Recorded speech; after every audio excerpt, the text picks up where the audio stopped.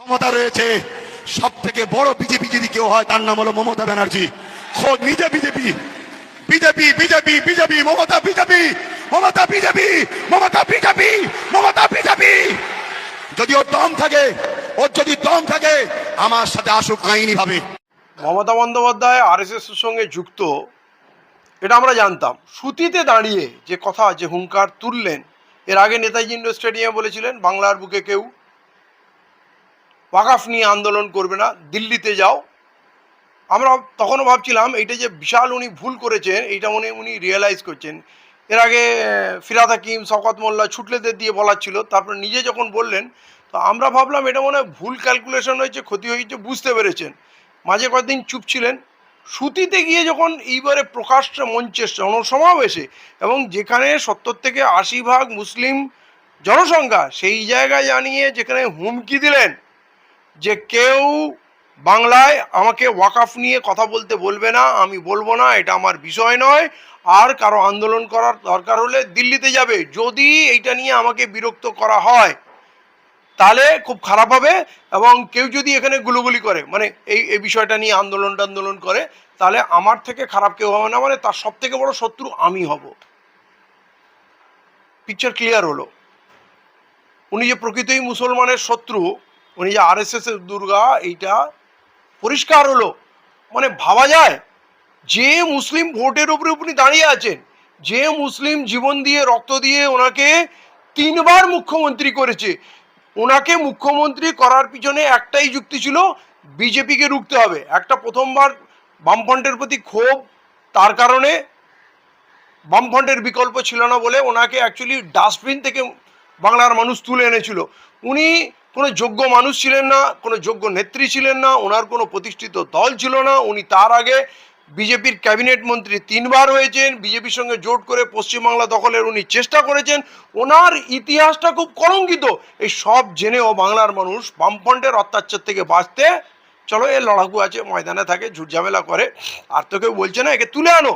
কিন্তু আমরা যে দুধ খাইয়ে কালসাপ পুষলাম, এইটা আজকে মুখ্যমন্ত্রীর বক্তব্যে পরিষ্কার হলো। এবং যে মুখ্যমন্ত্রীকে ভোট দেওয়ার একমাত্র মুসলমানদের উদ্দেশ্য যে বিজেপিকে রুখতে হবে, এ বিজেপিকে রুখবে কি বিজেপির থেকে বড় শত্রু? এ নিজে আমাদের চোখ রাঙাচ্ছে, নিজে হুমকি দিচ্ছে, বলছে আমি তোমাদের বড় শত্রু। যদি ওয়াকাফ নিয়ে কোনো কথা হয়, যদি মসজিদ, মাদ্রাসা, ঈদগাহ নিয়ে কথা হয়, তাহলে কিন্তু উনি তার সব থেকে বড় শত্রু হবেন। তাহলে আজকের দিনে উনি বোঝা গেল ওনার জগন্নাথ মন্দিরটাই আসল, ওনার দক্ষিণেশ্বর কালী মন্দির আসল, ওনার দুর্গা কার্নিভাল, ওনার সাগর মেলা, ওনার সান্ধ্যা গঙ্গা প্রদীপ, এগুলো হচ্ছে আসল। উনি ওয়াকাফের নাম শুনলে তেলে বেগুনে হয়ে যাচ্ছেন, এবং কেউ যদি ওয়াকাফ নিয়ে কথা বলে তাদের উনি ভয়ঙ্কর শত্রু হবেন। জানি না আমাদের গুলি করে মেরে দেবে, জেলে পুরে দেবে, কি করবে। মানে আমরা যে বলতাম উনি আরএসএস এর লোক, ওনার শ্রদ্ধেয় হচ্ছে মোহন ভাগবত, আরএসএস হচ্ছে দেশভক্ত সংগঠন, মোদি অমিত শাহ ওনার শ্রদ্ধেয়, ওদের সঙ্গে গোপন মিটিং হয়। আমরা যে বারবার বলতাম উনি এই রাজ্যে আরএসএসকে মজবুত করছেন, বিজেপিকে আশ্রয় দিয়েছেন, উনি মানুষের শত্রু। এইবারে উনি স্বীকার করে নিলেন যে কেউ যদি গণতান্ত্রিক আন্দোলন করে, গণতান্ত্রিক অধিকার স্থাপনে, যদি ভারতীয় সংবিধান যে নিজের ধর্মের চলা, নিজের ধর্মীয় উপাসনালয় প্রস্তুত করা, তাকে পরিচালনা করার অধিকার দিয়েছে, সেইটা আজকে হারাতে বসেছে। মানে সংবিধানের মূল ভিত্তিটাই নষ্ট হতে চলেছে। সেই নিয়ে যদি আজকে হিন্দু মুসলমান সবাই নিয়ে, কারণ এখন কিন্তু শুধু মুসলমানরা ওয়াকাফ আন্দোলন করছে না, আরও অনেক সংগঠন দল করছে।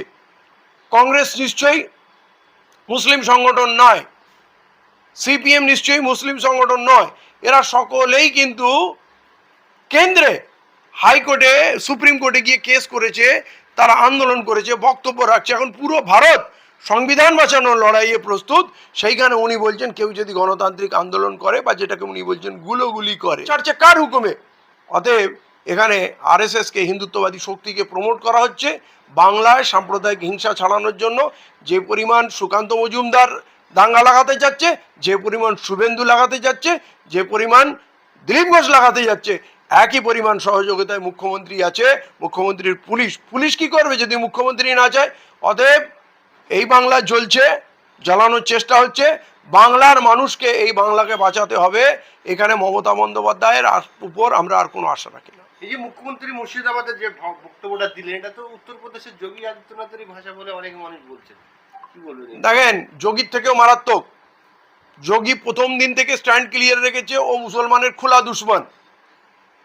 ও কোনোদিন কিন্তু ছলনা করেনি, ও কোনোদিন কিন্তু টুপি পরে ইফতারি করে মুসলমানদের আকৃষ্ট করেনি। ও কোনোদিন মুসলমানদের বলেনি যে আমি তোমাদের রক্ষা করব। ও বলেছে যে আমি খুঁজে খুঁজে মারবো, এনকাউন্টার করবো। যা বলেছে করেছে, ওর মধ্যে কোনো প্রতারণা নেই। কিন্তু প্রতারণা রয়েছে শ্রীমতী মমতা বন্দ্যোপাধ্যায়ের প্রতি।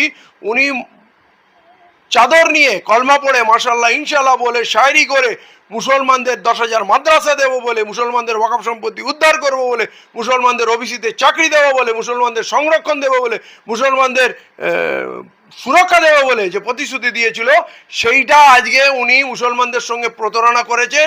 এবং আরএসএস কি, আরএসএস এর থেকে ভয়ঙ্কর রূপে উনি আমাদের সামনে উপস্থিত হয়েছেন।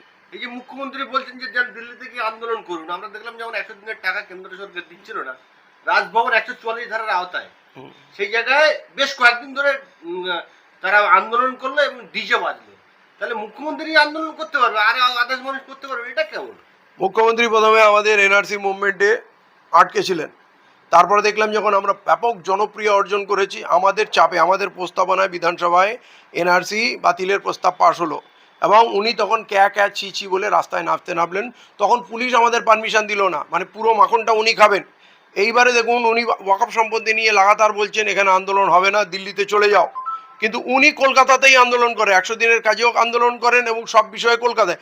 কারণ 3 বারের উনি মুখ্যমন্ত্রী, রাজ্য সরকার উনি চালান, অতএব রাজ্য সরকারের বিরুদ্ধে উনি আন্দোলন করতে পারেন না। উনি কেন্দ্রের বিরুদ্ধেই আন্দোলন করেন, কিন্তু দিল্লিতে গিয়ে কটা আন্দোলন করেছেন। আজকের দিনে উনি আমাদের জ্ঞান দিচ্ছেন দিল্লিতে যাও, কিন্তু পুরো ভারতবর্ষে বাঙালি যখন মার খাচ্ছে, গুজরাটে, উত্তরপ্রদেশে, উড়িষ্যাতে এবং আরও জায়গায় বাঙালি মার খাচ্ছে, তাদেরকে পিটি হত্যা করা হচ্ছে। বুলডোজার মিলিয়ে গুজরাট পুলিশ বুলডোজার নিয়ে হাজার হাজার বস্তি উজাড় করে দিচ্ছে।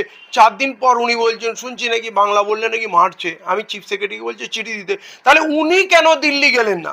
উনি কেন প্রধানমন্ত্রীর অ্যাপয়েন্টমেন্ট করলেন না? উনি কেন রাষ্ট্রপতির সঙ্গে কথা বললেন না? উনি কেন অমিত শাহর সঙ্গে কথা বললেন না? উনি কেন গুজরাটের মুখ্যমন্ত্রীর সঙ্গে কথা বললেন না?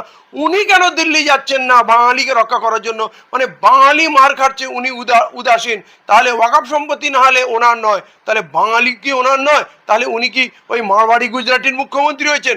উনি বলছেন বাংলায় কিছু হবে না, আমি তাদের সুরক্ষা দেবো। আমার ভাই মার খেয়ে বাঙালি মরে যাবে, আর উনি ঠিকাদারি নিচ্ছেন যে উনি গুজরাটি মারবাড়িদের এখানে সুরক্ষা দেবেন। উনি বিজেপির এখন একটা চৌকিদার হয়েছেন, বিজেপির এজেন্ডাকে ফুলফিল করছেন। অতএব এই মুখ্যমন্ত্রী আমাদের কোনোভাবে বলতে পারেন না দিল্লি যান। উনি দিল্লি যান, আমরা বাংলার মানুষ, বাংলায় থাকবো, বাংলায় আন্দোলন করব। আমার প্রয়োজনে আমি দিল্লিতেও যাব, ওনার জ্ঞান দেওয়ার প্রয়োজন নেই, ওনার কোনো অধিকার নেই। উনি বলে দিয়েছেন উনি আমাদের শত্রু, অতএব শত্রু আমাদের জ্ঞান দেবে না, আমরা কি করবো?